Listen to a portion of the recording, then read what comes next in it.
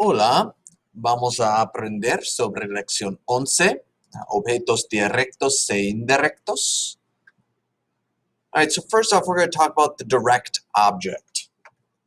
And so direct object nouns work normally, except direct objects that are people, in which case you'll need a personal a, which would look like this. So I find Maria, I find who or what.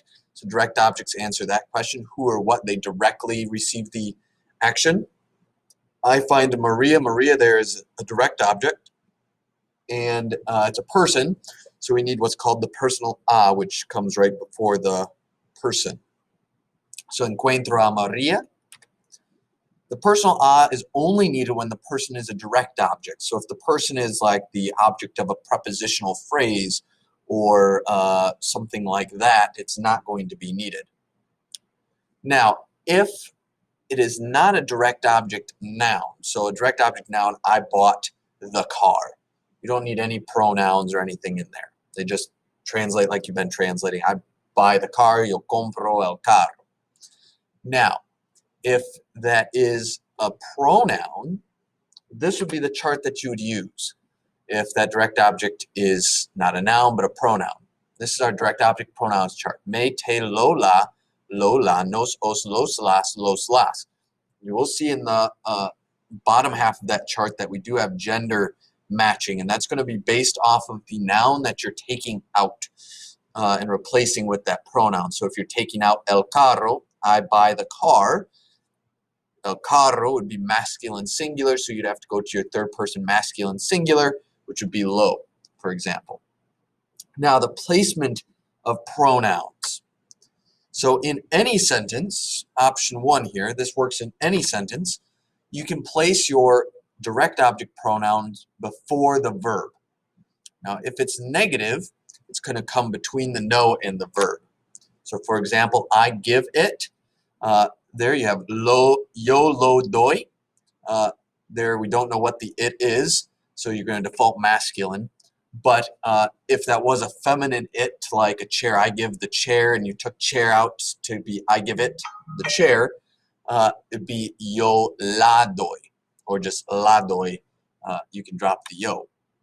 The other option for placement would be in an infinitive construction sentence. So in any sentence, number 1 applies. You can always put it before the conjugated verb.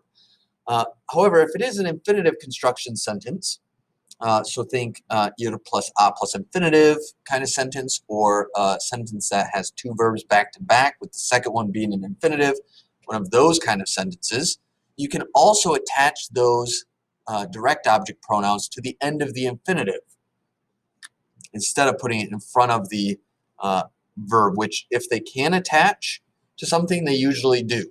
So here, I want to say it, yo quiero decirlo. You'll see there that it is attached to the end of the infinitive.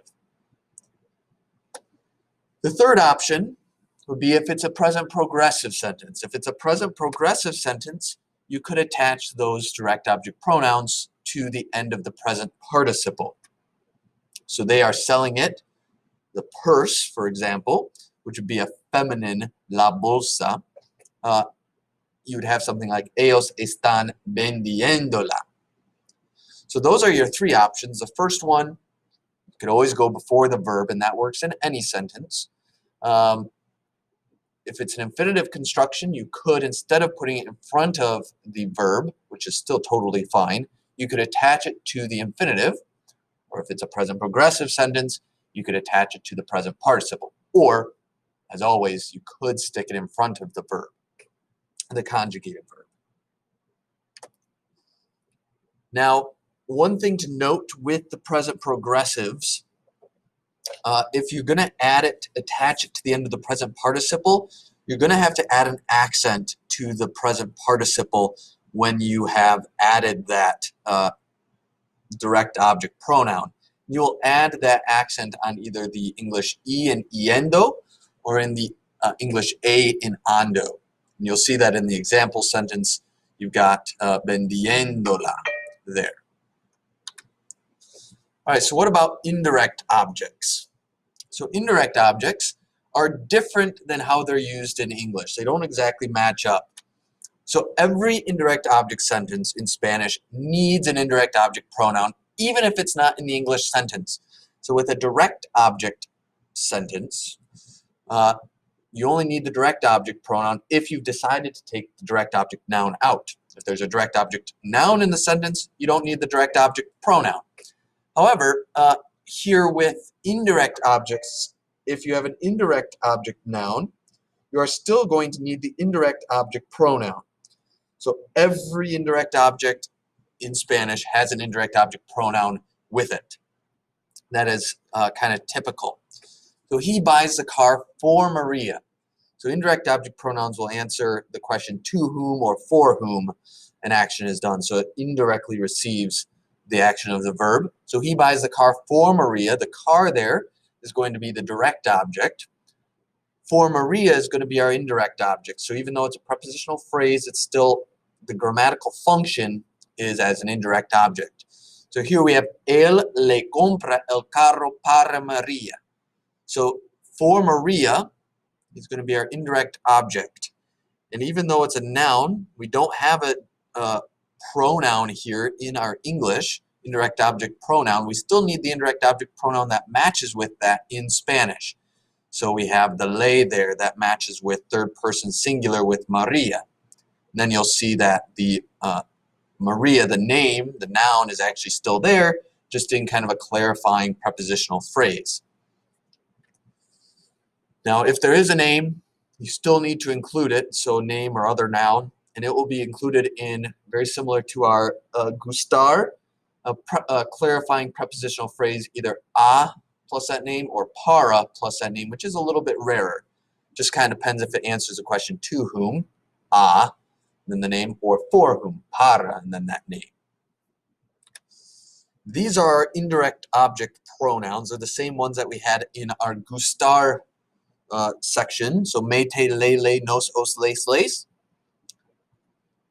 And our placement for these pronouns. How do we place the indirect object pronouns? The same rules as direct object pronoun placement apply. So you can either, in any sentence, put it in front of the conjugated verb. And in a sentence where it's just a single conjugated verb, that's the only option you have. If there is an infinitive construction, you can attach it to the infinitive. If it is present progressive, you can attach to the present participle, add an accent.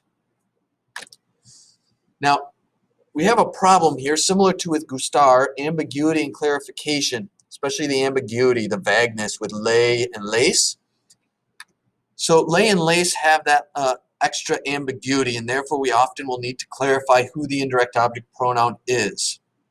And you will do that with a prepositional phrase using a or para plus one of these prepositional pronouns. These were also in your gustar section. So you have me, ti, usted, él, ella, nosotros, nosotras, vosotros, vosotras, ustedes, and ellos and ellas. You'll add those to the end to clarify with the lay and lace, or if you want to be extra emphatic, you can use, if you're in one of the top half, like the me and ti, you can add an a mí or a para mí. It's not doing anything to clear up any vagueness with those indirect object pronouns me, te, or nos, or os, but you could be extra emphatic. Now, what if we have indirect objects with direct object pronouns? So if we have both direct object pronouns and indirect object pronouns present in a sentence, the same rules for placement, location apply. So you can put them in front of a conjugated verb. That works in any sentence. If it is an infinitive construction, you can add them to the end of the infinitive. Or if it's a present progressive, you can add them to the end of the present participle. However, if adding both to the end of an infinitive, you're also going to add an accent to either the A, E, or I of the verb ending. So the A and AR, E and ER, the I and IR. So that is new. So when we attached to an infinitive and we only had one pronoun, we did not have to add an accent. If we added one pronoun to a present participle, we had to add an accent. And we're still going to have to do that here. but we also, if we're adding to, we're going to have to add an accent to the infinitive.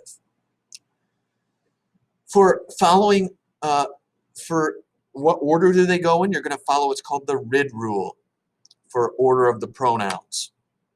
And the RID rule is reflexive, indirect, and direct. That is going to be the order. First, a reflexive pronoun, which we don't know yet. That'll be coming up. So you don't have to deal with that now. But if you have indirect and direct objects, the indirect object, if you have indirect object pronouns and direct object pronouns, the indirect object pronouns will come first. Then we had what was called a la-la rule. And this is if both pronouns, both the indirect object pronoun and the direct object pronoun, start with the letter L, the English L, you're going to change the indirect object pronoun to say. So that'd be in the case of like a lay, low, or something like that. Now, this is going to cause some extra ambiguity. And you would clarify any ambiguity with a prepositional phrase. So if say is used, because you need to swap out a lay or a lace for say, it's going to create even more ambiguity and would be even more likely that you'd want to clarify with a prepositional phrase, with those prepositional pronouns, or if the case of there being a name with a name. Now, just as a reminder, if there is an indirect object noun, you will still always need an indirect object pronoun. Always, always, always. If there is a direct object noun, however, you don't need a direct object pronoun. You only need the direct object pronoun if you've decided to take out the direct object noun. All right, that is it for these notes. Obviously, there's not a ton of examples here. We will be doing a lot of practice with these. So you'll get that practice. Don't worry. Just kind of hang in there, get these notes, and then we will use it. Just really remember, direct object nouns, if it's a direct object noun, operates like normal. If you decide to take that direct object noun out, you're going to have a direct object pronoun in its place, at which point then the places of placement can either be before a conjugated verb. If it's an infinitive construction, you could instead attach it to the infinitive, or you could attach it in a present progressive to the present participle. If it's an indirect object sentence, no matter if there's a noun or not, you're going to need an indirect object pronoun, and you're going to then clarify whatever noun it is in a prepositional phrase, either with an a and then that noun, or a par and then that noun. Same places for placement apply. And then if you have both of them in the same sentence, you're going to follow the RID rule for order of placement, although the placement places could be are the same. Before conjugated verb in any sentence, attached to infinitive in an infinitive construction, add an accent, or attached to present participle, add an accent. All right, El fin.